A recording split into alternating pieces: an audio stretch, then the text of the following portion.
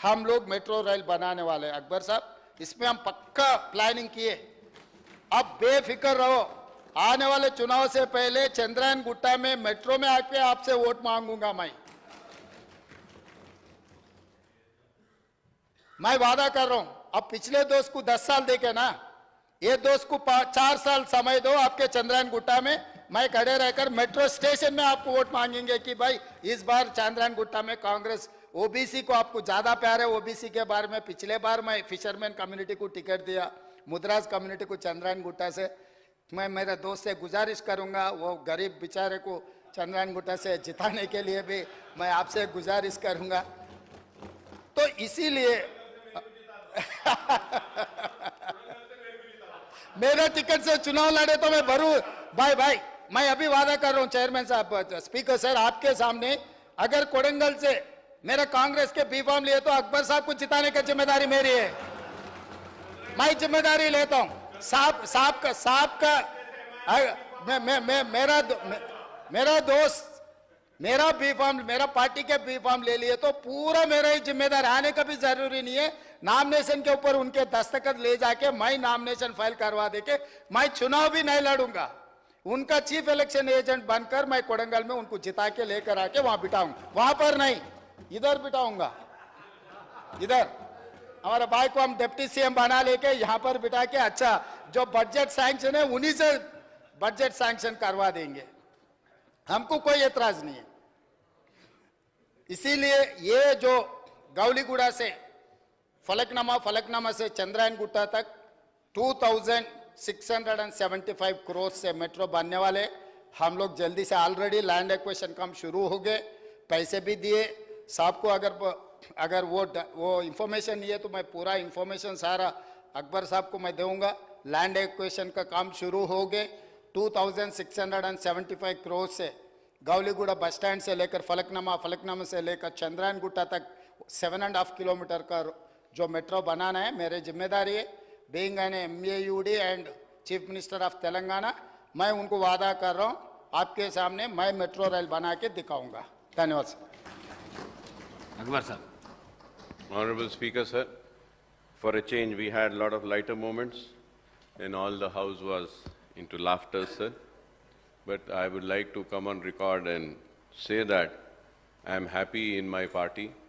Akbaruddin Owaisi मरे दम तक मजलिस इत्तेहादुल मुस्लिमीन में था, मजलिस इत्तेहादुल मुस्लिमीन में ही रहेगा। मजलिस इत्तेहादुल मुस्लिमीन के दफ्तर दारुस्सलाम से ही अकबर ओवैसी का जनाजा जाएगा। और रहा सवाल, चीफ मिनिस्टर साहब ने मुझसे कहा कोडंगल के बारे में, तो मैं सिर्फ एक बात कहता हुआ आपकी नज़र पे लाता हुआ जाऊंगा। Sir, I was going through all the records of assembly and parliament elections, the votes which were seeked in the assembly elections and then after the parliament elections, sir. Sir, in that, sir, the Congress maintained a lead in 64 seats after the parliament elections.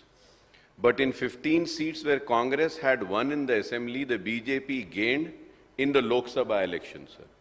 So similarly, I want to give an example about Kodangal constituency. The Chief Minister Revant Reddy Sahab then had contested there, sir. The BJP had scored only 3,988 votes when Revant Reddy Sahab was contesting on Congress ticket as a Congress candidate, sir. But in the parliament election, sir, the BJP candidate who secured only 3,988 votes, the BJP candidate in parliament secured 62,560 votes. And नहीं मैं बोलता हूँ और sir और एक बात कहता हूँ sir.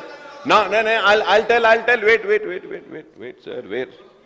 So this is why I think the Congress has faced a defeat in the parliament. Now if we have to see Sri Salla. Sir, in Sri Salla, KT Ramarao was successful.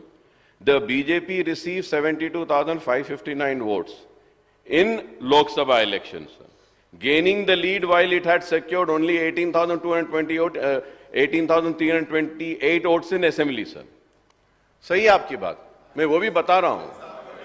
लेकिन sir, I would like to come on record and say that, sir, you might be happy and celebrating with 8. I am your true friend. It is not a happy moment, sir. We need to look into the reasons as to why the Congress couldn't get more than 8 seats. It's very important. Because I would say that I was expecting at least 12 to 15 seats. तो हमको ये देखना है कि हम कहां कमजोर हुए, क्यों कमजोर हुए. That is very important. That is why I am saying I don't want to come to Kodangal, sir.